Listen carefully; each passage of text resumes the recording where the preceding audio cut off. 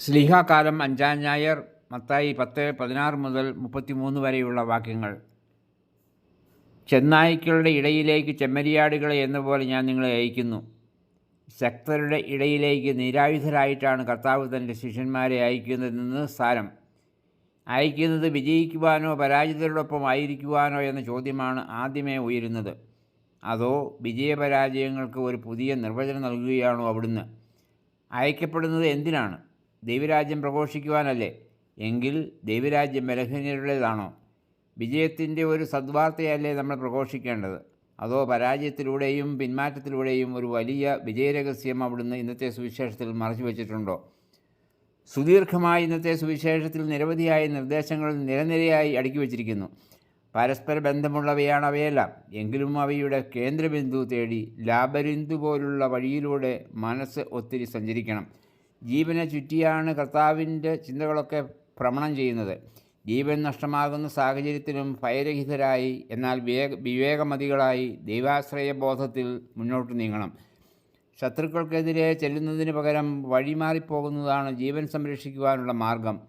വിവേകവും നിഷ്കളങ്കതയും ഒരിക്കലും കൈവിടരുത്. നിങ്ങൾ സർപ്പങ്ങളെപ്പോലെ വിവേകമതികളും പ്രാവുകളെപ്പോലെ നിഷ്കളങ്കരുമായിരിക്കുവിൻ. കർത്താവിൻ്റെ ഈ വാക്കുകൾ ശ്രദ്ധിക്കുക. കർത്താവ് അയക്കപ്പെടുന്നവരുടെ ആവനാഴി നിറയ്ക്കുന്നത് ഈ രണ്ടായുധങ്ങൾ കൊണ്ടാണ്. മനുഷ്യരുടെ ഇടയിൽ ചെന്നായ്ക്കളുണ്ട്, വിഷം വമിക്കുന്ന പാമ്പുകളുമുണ്ട്.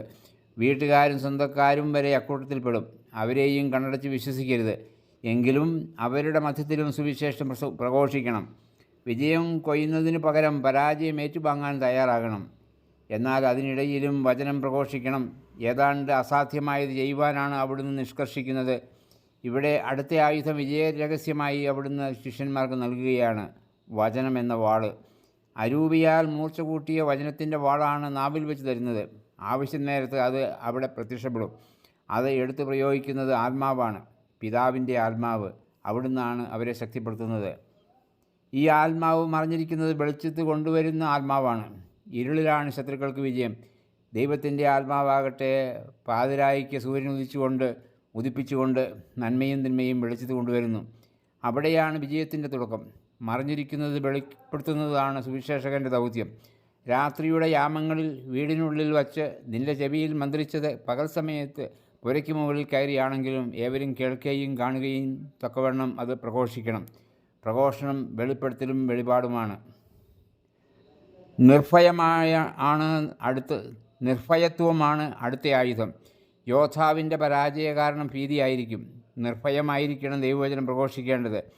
ധൈര്യശാലി മരണത്തെയും ഭയപ്പെടുകയില്ല. അവൻ്റെ മുമ്പിൽ മരണത്തിൽ ഒരു വിജയരഹസ്യമുണ്ട്. ശരീരത്തെ കൊല്ലുകയും ആത്മാവിനെ കൊല്ലാൻ കഴിവില്ലാതിരിക്കുകയും ചെയ്യുന്നവരെ നിങ്ങൾ ഭയപ്പെടേണ്ട. മർത്യമായതും അമർത്യമായതും തമ്മിൽ വേർതിരിച്ച് അറിയുവാൻ സാധിക്കുന്നവന് പരാജയബോധമില്ല. ഇനിയും അവശേഷിച്ചിരിക്കുന്ന ഒരായുധം ഉള്ളിലുണ്ട്. അത് മർത്യമായതിനെയും അമർത്യമായതിനെയും കുറിച്ചുള്ള അറിവാണ്. അമർത്യമായത് ആത്മാവാണ്. ഒരുവൻ സ്വയം വിട്ടുകൊടുക്കാതെ മറ്റാരും അത് അവനിൽ നിന്നെടുക്കുകയില്ല. ഈ ഉൾക്കാഴ്ചയാണ് അടുത്ത ആയുധം. മരണത്തെ കീഴടക്കുവാൻ കഴിവുള്ള ഒരുവൻ ഉള്ളിലുണ്ട്. അത് ഒളിച്ചോട്ടത്തിൻ്റെ ഇടമല്ല, ശക്തി സമാഹരിക്കുവാനുള്ള ആയുധപ്പുരയാണത്. ആന്തരികതയെക്കുറിച്ചുള്ള അറിവാണ് വിജയരഹസ്യം. അവിടെയാണ് ദൈവരാജ്യത്തിൻ്റെ സ്ഥിരാകേന്ദ്രവും. അവിടെയാണ് ദൈവരാജ്യം മറിഞ്ഞിരിക്കുന്നത്. ദൈവരാജ്യം എന്നത് പുതിയ ഒരു അവബോധവും വെളിപ്പെടുത്തലുമാണ്. എവിടെയും സന്നിഹിതവും എന്നാൽ എവിടെയും മറിഞ്ഞിരിക്കുന്നതുമാണ് ദൈവരാജ്യം. അത് നിരന്തരം നടന്നുകൊണ്ടിരിക്കുന്ന ദൈവിക സംരക്ഷണത്തിൻ്റെ സംവിധാനമാണ്. അതിൻ്റെ പേരാണ് പിതാവിൻ്റെ പരിപാലന, the Providence of the father. അവിടുന്ന് എല്ലാറ്റിനെയും, മനുഷ്യരെയും സകല ജീവജാലങ്ങളെയും ജീവൻ നൽകി പരിപാലനം നൽകി സംരക്ഷിച്ചുകൊണ്ടിരിക്കുന്നു. ആകാശത്തിലെ പറവുകൾക്കും അവിടുന്ന് സംരക്ഷണത്തിന് വീടൊരുക്കുന്നു.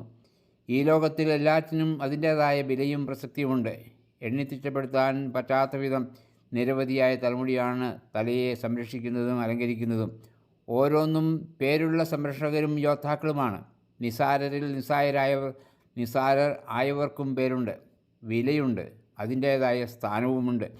പ്രകൃതിയെ ചൂണ്ടിക്കാട്ടി കർത്താവ് വലിയൊരു രഹസ്യം വെളിപ്പെടുത്തുകയാണ്. അതും ദൈവരാജ്യത്തിൻ്റെ വെളിപ്പെടുത്തലാണ്. ഇത് പ്രഘോഷിക്കുവാനാണ് കർത്താവ് നമ്മെ അയക്കുന്നത്.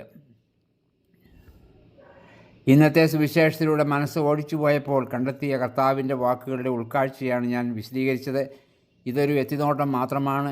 എത്തിച്ചേരാൻ ആഴങ്ങൾക്കും അപ്പുറം അദൃശ്യമായ ആഴങ്ങൾ ഇനിയുമുണ്ട്. അത് കണ്ടെത്തേണ്ടത് നമ്മൾ ഓരോരുത്തരുമാണ്.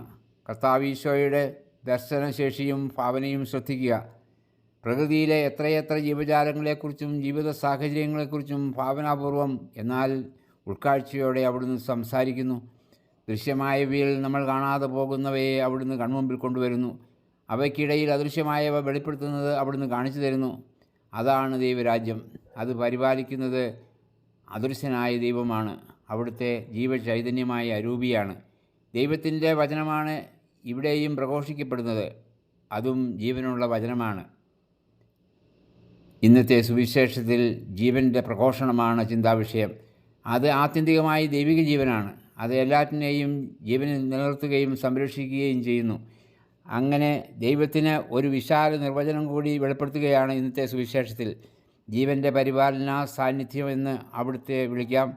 അത് 3 വ്യക്തിത്വങ്ങളുടെ കൂട്ടായ്മയാണ്, പിതാവിൻ്റെയും പുത്രൻ്റെയും പരിശുദ്ധാത്മാവിൻ്റെയും. ആ പരിപാലനയിലാണ് സകല ജീവജാലങ്ങളും പ്രപഞ്ചം മുഴുവനും നിലനിൽക്കുന്നത്. നമ്മുടെ കണ്ണുകൾക്ക് ഒരു ദർശനശേഷി നൽകുന്നതാണ് ഇന്നത്തെ സുവിശേഷം. കടന്നു പോകുന്നവയെ, മരണത്തിന് വിധേയമാകുന്നവയെ അങ്ങനെ തന്നെ കാണുവാനും കടന്നു പോകുന്നവയിൽ ദൃഷ്ടി ഉറപ്പിക്കുവാനുമുള്ള ഭിന്നശേഷിയാണത്. എന്നിലും കടന്നു പോകുന്നവയും കടന്നു പോകാത്തവയുമുണ്ട്. കടന്നു പോകാത്തവയിൽ മുറുകെ പിടിച്ച് നിത്യതയിലേക്ക് കടന്നു ചെല്ലുവാനുള്ള ആഹ്വാനമാണ് ഇന്നത്തെ സുവിശേഷത്തിലൂടെ കർത്താവ് നമുക്ക് നൽകുന്നത്. ദൈവരാജ്യം നിങ്ങളുടെ ഇടയിലും നിങ്ങളുടെ ഉള്ളിലുമാണെന്ന കർത്താവിൻ്റെ വാക്കുകൾ ഏവർക്കും ഇവിടെ വ്യക്തമാകുന്നില്ലേ? ഇത് പ്രഘോഷിക്കുവാൻ നിനക്ക് സാധിക്കുമോ? ഇത് പ്രഘോഷിപ്പിക്കുമ്പോൾ നീ ഒറ്റയ്ക്കാണെന്ന് നീ മനസ്സിലാക്കണം, തിരിച്ചറിയണം. മറ്റുള്ളവരെല്ലാവരും തന്നെ ശത്രുക്കളാൽ ചുറ്റപ്പെട്ട ഒരു ലോകത്തിലുമാണ് നമ്മൾ. അങ്ങനെയൊരു ലോകത്തോട് ആണ് നമ്മൾ സുവിശേഷം പ്രഘോഷിക്കേണ്ടത്. അവിടുന്ന് കൈകളിലേക്ക് വച്ചു തന്ന ആയുധങ്ങൾ എപ്പോഴും കൂടെ ഉണ്ടായിരിക്കട്ടെ. വിവേകത്തിൻ്റെയും വിജ്ഞാനത്തിൻ്റെയും ഉൾക്കാഴ്ചയുടെയും തിരിച്ചറിവിൻ്റെയും ആയുധങ്ങൾ. അയക്കപ്പെടുന്നവൻ നിരന്തരം നയിക്കപ്പെടുന്നുണ്ടെന്നും സാക്ഷ്യപ്പെടുത്തുന്നുണ്ടെന്നുമുള്ള ബോധ്യത്തിൽ ആ പരിപാലനയ്ക്ക് നമുക്ക് സ്വയം സമർപ്പിക്കാം. വിശ്രമത്തിനും ധ്യാനത്തിനും ഉൾക്കാഴ്ചയ്ക്കും കൂട്ടായ്മയ്ക്കും സമയം നൽകുന്ന ഒരു ഞായറാഴ്ച ഏവർക്കും ഞാൻ ആശംസിക്കുന്നു. സ്നേഹമോടെ, ജെയിംസ് പുറത്തേൽ അച്ഛൻ.